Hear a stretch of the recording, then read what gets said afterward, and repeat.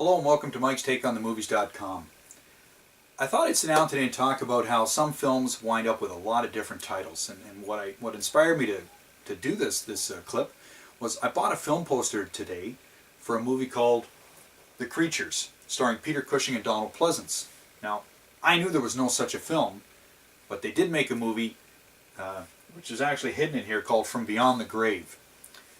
And I got to thinking about how I used to make lists of films with actors, and I'd have a long list, and they really didn't have that many movies. There were just a lot of them under the same title. And you know, as a kid, I'd go through books like horror movies, picture guides, because horror movies, when I was a kid, that was what I wanted to watch. And I'd write these titles down, and I could never find these films.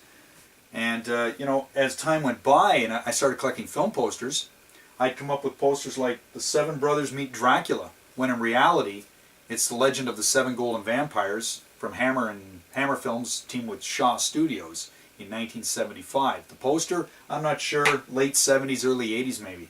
And I was a big Bronson fan growing up as a kid, and I knew he made the movie Lola because I'd seen it on late night television. It was nothing like I wanted to see from Charles Bronson. But on my list of films that I'd come across in books and stuff, he'd made a movie called Twinkie. Well, lo and behold, it was the same 1970 British film that he'd done with Susan George. So posters were kind of fun as I started to collect them, because I'd find posters like Boris Karloff film here called The Corridors of Blood, when I knew he'd done a film called something about the Seven Dials, and I had it on my list, but same film. And as a kid, I knew that Christopher Lee had sworn off playing Dracula. But when I was a little fellow, at the movie theater, Count Dracula and His Vampire Bride was playing with Peter Cushing and Christopher Lee. So obviously he decided to play the Count one more time. But it's actually a 1973 film, The Satanic Rites of Dracula. So once again, you get fooled.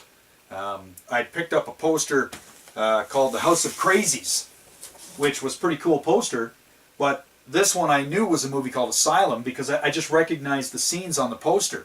But once again, studios sell off a title, another company buys it, releases it under a different title and hopes to make a few bucks. And so over the years, you know, I'd be crossing these films off, and books would come out like John Stanley's Revenge of the Creature Guides, and they would help me figure out what was what in films. And the older I got, you know, then I started following actors that were doing films in Spain, and Henry Silva, Richard Conte. These guys, you know, I'd be writing their titles down. They'd go over to Europe and Italy and Spain and make all kinds of films. And they'd get released under different titles. Late night TV, I'd see one, and turns out it was the same one I'd seen a month or two ago under a different title. Christopher Lee was over in Italy in the 60s doing all kinds of films. They came out of there with a dozen different titles that I'd have on his list. And he's done a lot of films, but they weren't all there. And all in all, it was fun. And then television gets involved. I'm growing up, and I knew Charles Bronson had a movie called The White Buffalo that I'd never seen. And you know, I'd see a commercial that this Sunday night Charles Bronson stars in Hunt to Kill. I'd see the commercial and I go, well, that's got to be that Buffalo movie I've heard about. And even though it got trashed, I still enjoy that film, just for the record. Another one that turned up on TV that I remember playing at the movie theater was a Roger Moore movie called Folks. And you know, once again, this Sunday night, Roger Moore in the North Sea Hijack.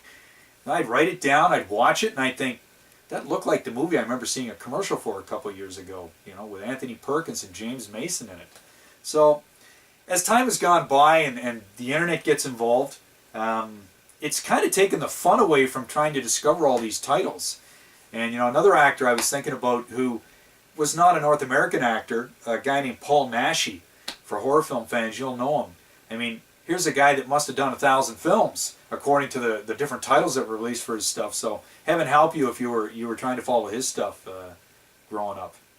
But once again, it's kind of taking the fun out of it, trying to discover all these titles, which one exists and which one doesn't. And you know, I'm sure that perhaps you had a title or two that you'd seen or you wanted to see, and only to realize it didn't exist. So leave me a message, drop a line. I'm curious what it was. And once again, thanks for joining me at Mike's Take on the Movies.com. Bye now.